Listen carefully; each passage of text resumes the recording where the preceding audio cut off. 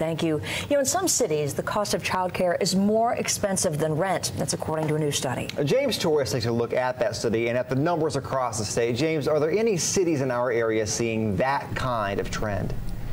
Josh, let me show you this graphic from the city here, and I want to point your attention down here to Memphis. You can see this green dot represents the cost of childcare. That exceeds the cost of rent, represented by this red dot. Now let's look at a city like Nashville here in Tennessee. You can see those dots are completely swapped. Not the case there. Now this study doesn't represent any numbers in the Chattanooga area, but we did ask one family what these bills look like to them. Woo!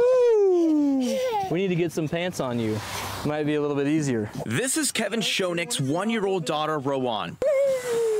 His 9-year-old William. You got it. And 4-year-old Haley. While he says raising them is a rich experience, it's also an expensive one. Our childcare, just formal childcare for my daughter's pre-K, is about $600 a month. When you include the babysitters that we have to do, we're getting close to $1,000. Schoenick says that's compared to $1,200 he and his wife pay for rent, only a difference of $200. According to this hot pad study, that's the trend all over the country. When you look at the hours that we work and how much we have to put into childcare, it just eats a big chunk of our budget. The study says the average national cost of childcare a month is about $1,400. The average national cost for rent, $1,500. That's only about a $100 difference. In some cities, monthly childcare costs more than the monthly rent. I totally believe that. We end up in a weird spot where we don't really qualify for very much assistance, but then we're not making like a great ton of money either. You know what I mean? So we're kind of in that middle spot. While Schoenick's childcare bill hasn't exceeded his rent, he says it easily could,